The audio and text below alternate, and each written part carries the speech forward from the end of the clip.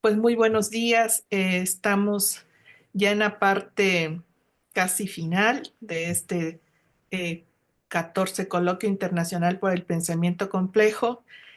Vamos a dar paso a la tercera mesa redonda, Caminos de la Concienciación Educativa.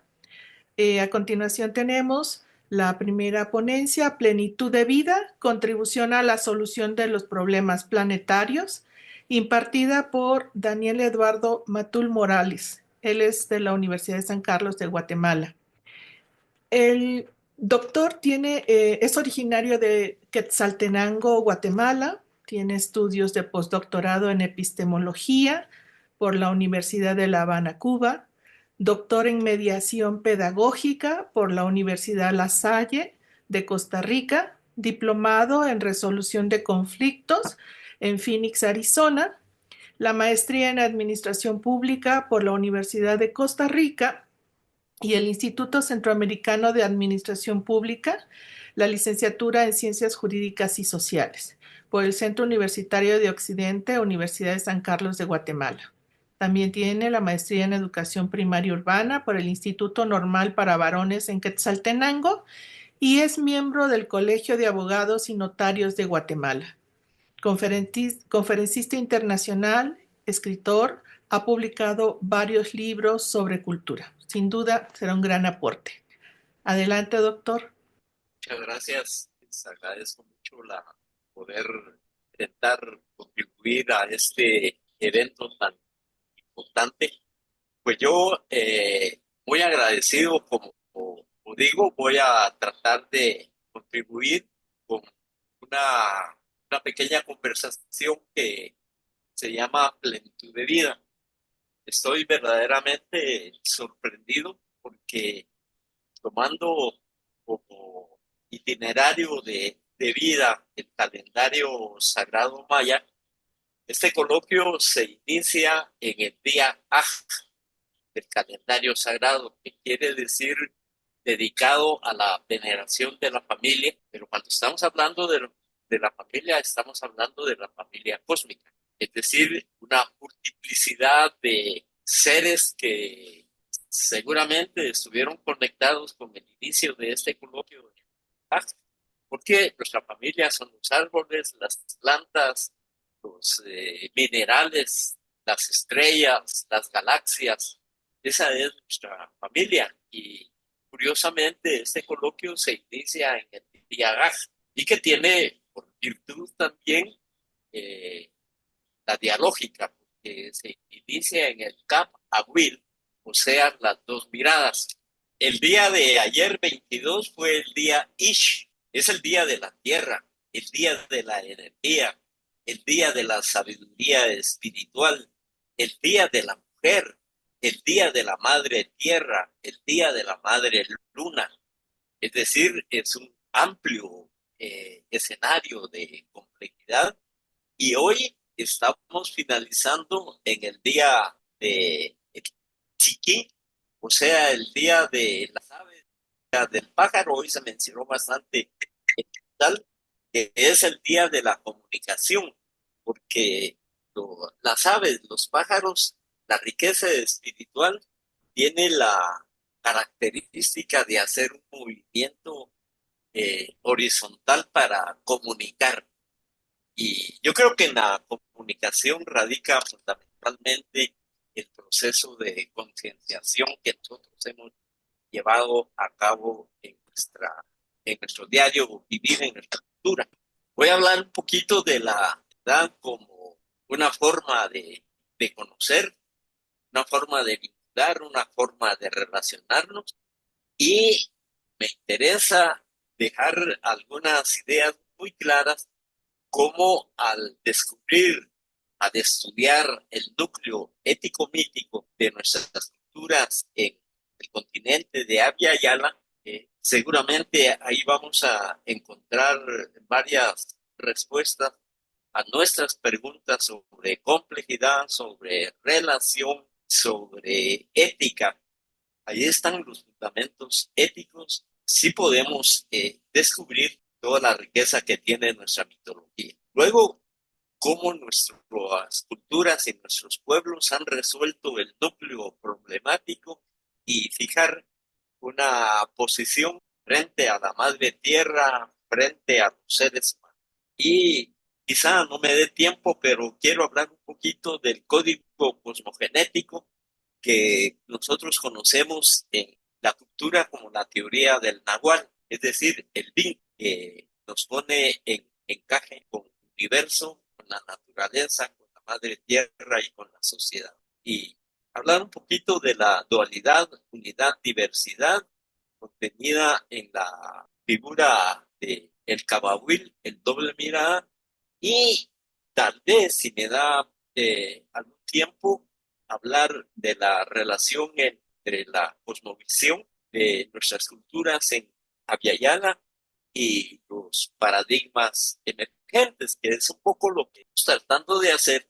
El diálogo que propongo es dar a conocer algunas pautas del sistema de verdades de la cultura maya, de la cultura mesoamericana, que se manifiesta como un entretejido.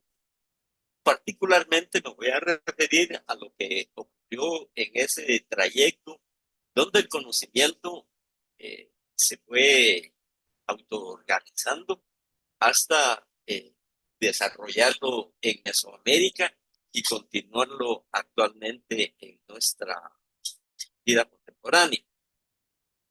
Me parece interesante porque ya el hermano anterior nos decía que estamos en una, un cambio de época. Y eso es verdaderamente, no nos damos testimonio que es cierto. Incluso en el calendario de la cultura maya, el 21 de diciembre del 2012 se inició verdaderamente ese cambio de época para poner una fecha, aunque ya se venía dando anteriormente. Y en ese cambio de época vale la pena recordar cómo está el contexto del pensamiento, el contexto de las creatividades, el contexto de que hoy cada cultura está reclamando sus derechos en cuanto a sus maneras de pensar, a sus maneras de ser, sus maneras de vivir, sus sueños, en fin, estamos en lo que muchos coinciden que vivimos la aventura pluralista, donde cualquier intento de convencer a alguna persona resulta realmente activo. Ese es, dijéramos, el contexto donde estamos emergiendo con toda la trayectoria milenaria del conocimiento, los aportes que he hecho en los últimos tiempos para realmente intervenir en los procesos educativos con nuestra contribución, las concepciones que tenemos acerca del mundo, acerca de la vida, acerca de la tierra, acerca del universo, acerca del tiempo. Precisamente por eso consideramos que pluralidad, como se ha discutido ayer y hoy en la mañana, conferencia magistral, significa la superación del racionalismo. Hoy hablamos de ecosistemas. Esto es muy importante porque el ecosistema, o sea, ya se ha planteado, concilia la planetarización de la especie con el vigor de lo local. Es decir, ayer decíamos que por un tiempo se dijo que el pensamiento era universal. En ese sentido, creemos que nuestras culturas están emergiendo con nuevos bríos para contribuir a la solución de los problemas educativos, a los problemas de la guerra, a los problemas de las enfermedades, a los problemas del egoísmo. Estamos contribuyendo a volver a considerarnos hermanos en todo el planeta. Se habló en la conferencia anterior, magistral, de la virtud de cuidar, que se cuida toda la mente, todo el cuerpo, con todo el corazón. Consideramos que en la actualidad, en el momento de caos que vive por causa de la civilización occidental. Digo que estaba diciendo que la mirada contextual es fundamental, porque la forma de mirar la realidad condiciona la forma de intervenir en esa realidad para transformarla. Por eso es que el gran problema de la educación es que hay una contradicción entre el texto y el contexto. Los textos vienen de afuera, pero el contexto es otro. Entonces necesitamos primero, en los aspectos curriculares, tomar en cuenta el contexto y después escribir los textos. Entonces, eh, queremos reiterar que la forma de mirar la realidad condiciona la forma de intervenir en la realidad para transformarla. Justamente por eso es que en la cultura maya, y seguramente en las culturas de Abya Yala, se entiende por cosmovisión la comprensión. Vamos a insistir en comprender la comprensión integral del universo y sus diversas formas de comunicación en propósito de alcanzar la plenitud de vida. Alcanzar plenitud de vida es comprender la vida, comprender el universo, comprender la familia, comprender la pareja, comprender la educación, comprender a los animales, comprender el cielo. Es decir, es una manifestación que voy a tener la oportunidad de hablarla en un momento en qué sentido entendemos nosotros la comprensión, que por supuesto necesita una alta dosis de cultivo de la espiritualidad. En los aspectos propiamente de, como el día de hoy, que es el día Tzikín, el día del pájaro, el día de la horizontalidad para comunicar, es un anhelo eminente en el proyecto de vida que los antepasaron idearon y que plenitud de vida corresponde en idioma quiché, Uchilaj Kaslem Winakierem, o sea, plenitud de vida. Ese proceso se comunica alrededor de el fuego, como actualmente se está hablando de las epistemologías del fuego. Ahí en una ceremonia se repasan 260 energías como pautas de comunicación con el universo. Ahorita que estamos hablando, seguramente se está llevando a cabo muchas ceremonias en los diversos lugares de Mala. Y por supuesto que surgen las pautas de conducta. Si queremos ver las candelas que de lejos las podremos ver, eh, son 6 candelas, 4 que tienen que ver con los equinoccios y los solsticios, y en el centro las candelas del agua y de la madre tierra. Yo no me voy a quedar explicando esto porque me llevaría demasiado tiempo, pero lo que quiero decir es que el tiempo y los seres humanos estamos íntimamente relacionados.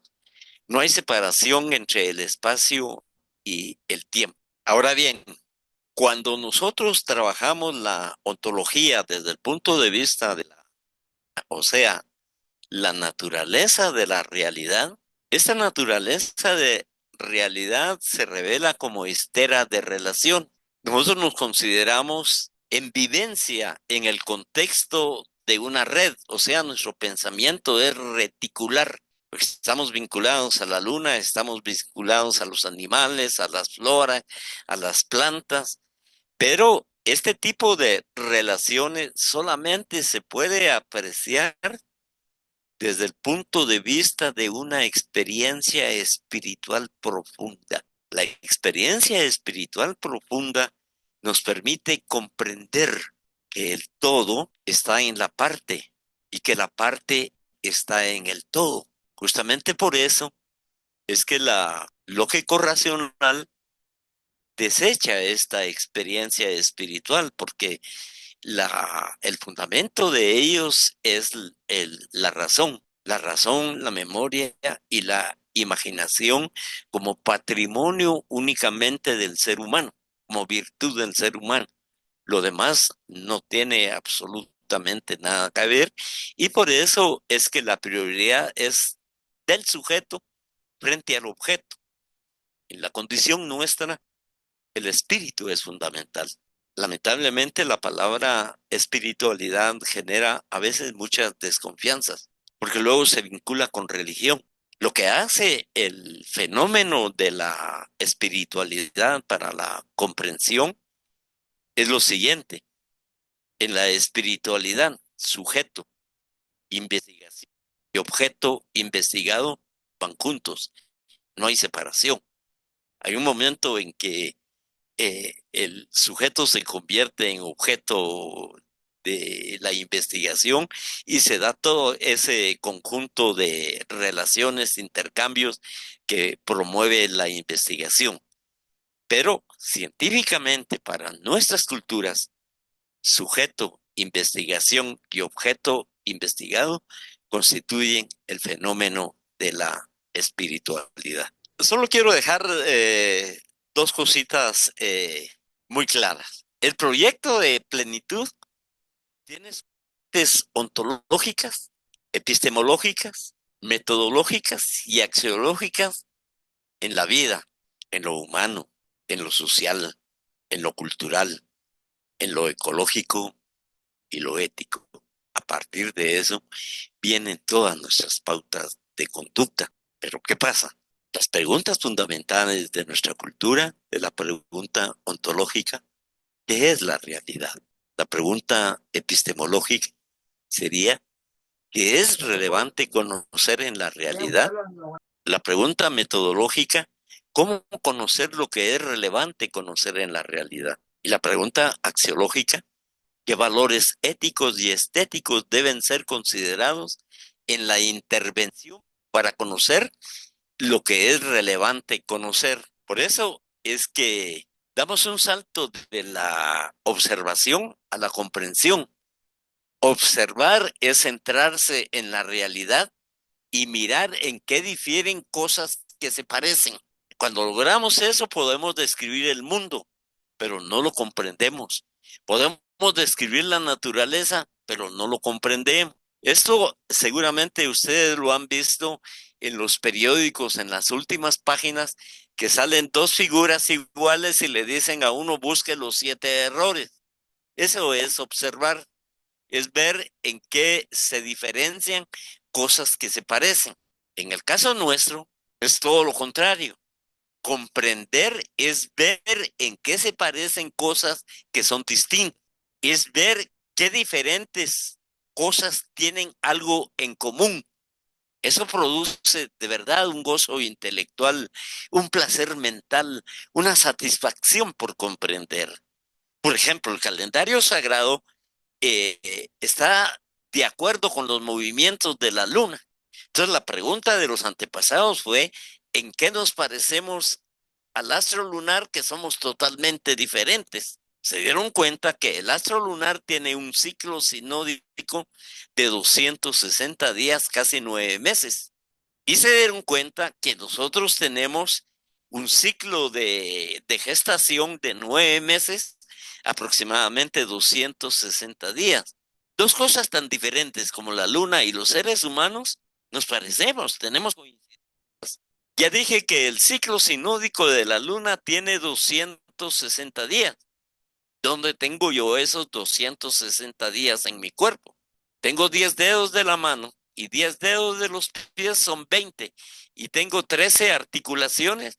Si multiplico 13 por 20 me da 260, exactamente los 260 del ciclo sideral de la luna. De esta manera, muy rápidamente trato de comunicar qué entendemos nosotros por comprender. Y eso es lo que busca, ya no voy a dar tiempo de hablar todo lo que contiene la cultura a partir de la emergencia del silencio, el cero como punto fundamental, que el libro sagrado dice que ahí estaban todas las energías, que es lo que ahora se conoce como el universo implicado, cuando las energías se manifiestan y que eso ocurre con el Big Bang. empezamos a hablar del universo explicado. Entonces, en nuestra cultura siempre hay esa relación de holomovimiento, una vuelta al universo implicado y al universo explicado. Eso que es lo que está hablando la ciencia contemporánea es milenario en nuestras culturas. ¿De dónde viene la concepción cósmica? Cuando ayer se hablaba o antier de el sujeto desesperanzado. El sujeto desesperanzado es el que vive aislado, el que no tiene opciones.